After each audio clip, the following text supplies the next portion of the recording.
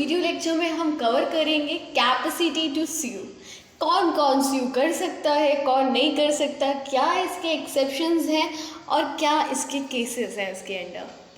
तो capacity to स्यू यहाँ लिखा हुआ है, generally every person has capacity to sue और liability to be sued in a court, कि हर पर्सन स्यू कर सकता है और वो स्यू खुद हो भी सकता है, लेकिन फिर भी इसके कुछ एक्सेप्शंस होते हैं। आइए देखते हैं क्या। However, there are some variation to this rule in case of certain persons। ये उन्हीं सर्टेन पर्सनस की बात करी गई है जो कि एक्सेप्शंस होते हैं, जो स्यू नहीं कर सकते और वो होते भी नहीं है। तो for example, some people who can not be sued by any person, वो स्यूड नहीं हो सकते कोई किसी भी पर्सन के द्वारा। वो हैं जैसे कि फॉरेन एम्बेसडर्स, बाहर फॉरेन के एम्बेसडर्स हो गए, आपके पब्लिक ऑफिशियल्स हो गए, आपके इन्फेंट्स हो गए। यहाँ इन्फेंट्स का मतलब है माइनर्स जो कि बिलो 18 है, और आपके सोवरन हो गए और अलाइन एनिमी। अलाइन एनिमी वो होते हैं जो कि वर्ल्ड वॉर के टाइम के लोग होते हैं, जो कि आज भी हैं। फॉर एग्जांपल, वर्ल्ड वॉर 2 के टाइम जो XYZ पर्सन था एंड वो आज भी लाइफ करता है, तो उसे अलाइन एनिमी कहते हैं।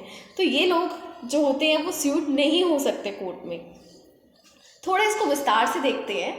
अलाइन एनिमी, इसके इंग्लिश लॉ में लिखा हुआ है, he can not maintain an action except when duly licensed by an order in law. ठीक, अलाइन एनिमी स्यू भी नहीं कर सकता अगर उसको ऑर्डर नहीं मिलता कोर्ट से। ऐसा सिर्फ इंग्लिश लॉ में लिखा है, लेकिन हमारा इंडियन लॉ क्या कहता है? इंडियन लॉ कहता है, in India an alien enemy can be sued by obtaining permission of the central government. वो सेंट्रल गवर्नमेंट की परमिशन लेगा या फिर 83 CPC को फॉलो करेगा। अब 83 CPC में क्या है? An alien enemy residing in India with the permission of government, अगर वो गवर्नमेंट की परमिशन से इंडिया में रह रहा है तो वो स्यू हो सकता है, कोई भी उसको स्यू कर सकता है। लेकिन वही अलाइन एनिमी इंडिया में रह रहा है बिना परमिशन के गवर्नमेंट के, तो वो स्यू नहीं कर सकता। वो स्यू नहीं कर सकता। अगर अलाइन एनिमी गवर्नमेंट की परमिशन से रह रहा है इंडिया में तो वो स्यू कर सकता है, लेकिन अगर वो बिना परमिशन के रह रहा है तो वो स्यू नहीं कर सकता। An alien friend can suit file in any court, और जो उसी अलाइन का फ्रेंड है वो कोई भी किसी भी कोर्ट में, whether it is district, high और सुप्रीम, किसी भी कोर्ट में वो स्यूट फाइल कर सकता है। ये हमारा अलाइन एनिमी का हो गया। अलाइन एनिमी में हमने क्या पढ़ा कि अलाइन एनिमी स्यू तो कर सकता है, लेकिन उसको उसके लिए गवर्नमेंट की परमिशन चाहिए। अगर वो रिसाइड करता है इंडिया में गवर्नमेंट की परमिशन से, अगर वो गवर्नमेंट की परमिशन से इंडिया में रिसाइड नहीं करता, बिना परमिशन के रह रहा है, तो वो स्यू भी नहीं कर सकता। लेकिन अलाइन का फ्रेंड स्यूट कर सकता है किसी भी फाइल में, मतलब नाम उसका नहीं आएगा, नाम उसके फ्रेंड का आएगा। अब देखते हैं फॉरेन सॉवरेन। फॉरेन सॉवरेन में क्या लिखा है? इंग्लिश लॉ कहता है, English court have no jurisdiction over an independent foreign sovereign. एक इंडिपेंडेंट फॉरेन सॉवरेन पे जो इंडिया की जुरिडिक्शन है उसको कोई भी कुछ भी नहीं है, unless he submit the jurisdiction of the court. अगर वो एक हमारे कोर्ट में जुरिडिक्शन कर देता है, पूरा एक फाइल कर देता है कि हाँ भाई, मतलब TNC को अप्लाई करके, तो वो स्यू कर सकता है, क्योंकि वो TNC अप्लाई कर रहा है, परमिशन ले रहा है, तो वो स्यू कर सकता है। लेकिन इंडियन लॉ क्या कहता है? 86 CPC में लिखा है, no rule of sovereign state में be sued in any court. कोई भी सोवरन का हमारे कोर्ट में स्यूड नहीं कर सकता एक्सेप्ट जिन्होंने कंसेंट लिया हुआ है सेंट्रल गवर्नमेंट से। मतलब ये जो कुछ व्यक्ति है ना, जैसे मैंने बताया कि एम्बेसडर्स हो गए या फिर फॉरेन सॉवरेन या अलाइन एनिमी, ये स्यू तो कर सकते हैं, लेकिन इनको इन शॉर्ट सेंट्रल गवर्नमेंट की या फिर जो भी इनके CPC में लिखा है उनकी परमिशंस चाहिए स्यू करने के लिए। लेकिन कुछ केसेस में इनको परमिशंस की नीड नहीं भी है, जैसे कि फॉर एग्जांपल अभी जैसे हमने अलाइन एनिमी में पढ़ा, ये तो शुरू से ही यहीं रह रहे हैं, उन्होंने तो गवर्नमेंट की परमिशन से यहाँ रह रहे हैं, अब वो परमिशन थोड़ी लेंगे वापस। ठीक है, अब इंडियन लॉ में आगे क्या लिखा हुआ है? Remedy against an ambassador is to move owns government to induce the government that country to take action, मतलब यही लिखा हुआ है कि जो एम्बेसडर्स भी हैं, फॉरेन एम्बेसडर, वो स्यू नहीं हो सकते, हमारे इंडिया में वो स्यू नहीं हो सकते। वो कर भी सकते हैं लेकिन उनको उसके लिए हमारी ही सेंट्रल गवर्नमेंट से परमिशन भी चाहिए, ठीक है। नेक्स्ट लिखा हुआ है कॉरपोरेशन।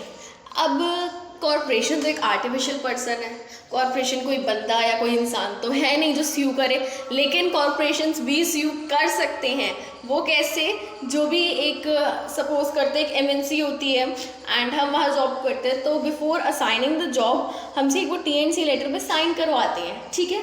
वो उनके कुछ राइट्स होते हैं, अगर हम उन राइट्स का, उन फंडामेंटल राइट्स को अनफॉलो करते हैं, फॉलो नहीं करते, ठीक है, या ब्रीच कर जाते हैं, तो वो स्यू कर सकता है। सो इन शॉर्ट कॉरपोरेशन स्यू करता है। जी हाँ, कॉरपोरेशन के पास पूरा राइट है, पूरा हक है कि अगर आप उसके फंडामेंटल राइट्स को वायलेट करते हैं तो कॉरपोरेशन भी स्यू कर सकता है। आइए इसको और डीपली पढ़ते हैं। लिखा है बीइंग एन आर्टिफिशियल पर्सन, जैसे कि आर्टिफिशियल पर्सन है, it always acts through it's agent and servants. ये ऐसा भाई बिहेव करता है कि जैसे तुम्हारा और इसका डायरेक्ट कनेक्शन है, एक एजेंट्स का और एक सर्वेंट्स का, ठीक है। और ये लाइबिलिटी भी चढ़ा सकता है अगर आप इसके टीएनसी अनफॉलो करते हैं, या आपको स्यू भी कर सकता है।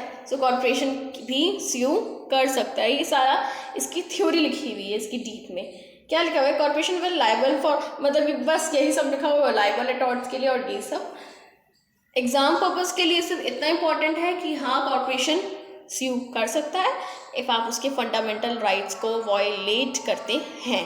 कॉरपोरेशन आपके ऊपर लाइबिलिटी भी चढ़ा सकता है इफ़ आप उसके फंडामेंटल राइट्स को वायलेट करते हैं, दैट इज़ इट, ठीक है। माइनर, अब माइनर के केस में क्या है, सिंपल सी बात है, इफ़ मैं थ्योरी पर ध्यान ना दूँ तो बहुत ही सिंपल साफ शब्दों में, माइनर भी स्यू कर सकते हैं? नहीं जी नहीं, माइनर स्यू नहीं कर सकते, ना माइनर खुद स्यू हो सकता है। लेकिन अगर कोई माइनर 18 अबव है, यस, तो माइनर वैसे भी कहलाता नहीं है, बट माइनर्स वो होते हैं जो 18 बिलो के होते हैं, तो वो स्यू नहीं कर सकते, ठीक है।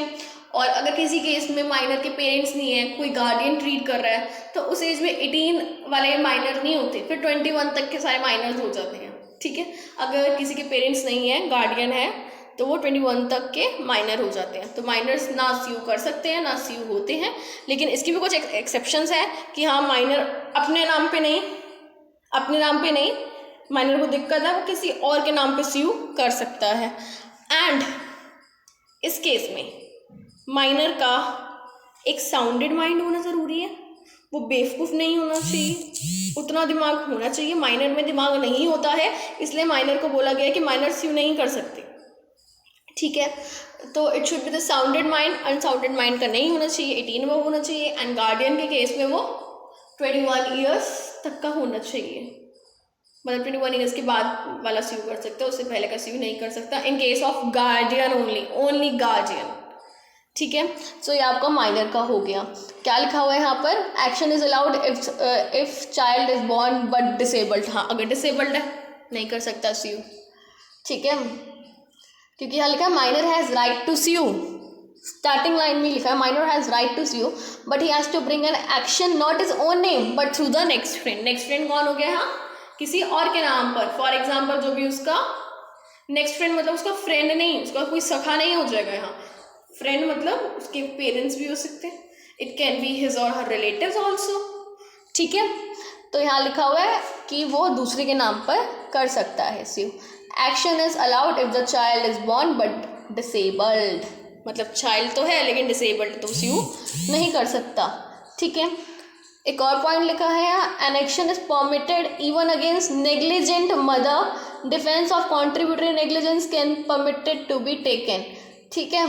And action will lie if normal child being capacity of parent has been effected before conception. मतलब यही सब लिखा हुआ है कि अगर वो पेरेंट्स के कहने पर स्यू कर रहा है तो ये भी माना नहीं जाएगा। चाइल्ड को जनरली कोई प्रॉब्लम होनी चाहिए एंड वो चाइल्ड अपने नाम से नहीं कर सकता, सिर्फ पेरेंट्स के नाम से कर सकता है। लेकिन 18 अबव इफ़ आप हैं तो आप कोई भी राइट कोई भी आपको वो नहीं चाहिए कि हाँ कि आप अपने नाम से, तब आप अपने नाम से भी स्यू कर सकते हैं। बट अगर आप 18 बिलो है तो आपको किसी और के नाम से ही स्यू करना पड़ेगा। It can be your friend, मतलब friend in terms of it can be your mother, father और रिलेटिव्स। लेकिन अगर आप 21 ईयर्स के हैं, ठीक है, 21 ईयर्स से अंडर है, पेरेंट्स नहीं है, मदर फादर नहीं है, तब आप माइनर 21 ईयर्स तक कहलाए जाएंगे। तब आप कैसे स्यू करेंगे? अपने गार्डियन के नाम पे भी कर सकते हैं, क्योंकि तब तो आपके पेरेंट्स है नहीं। तो इसमें यही सब लिखा है, कौन कौन अब स्यू नहीं कर सकता और कौन कौन कर सकता है। आई होप इट्स क्लियर, और क्या क्या इसके लिए गवर्नमेंट से परमिशन चाहिए, ठीक है। So that's it for today's video. This is what capacity to sue is.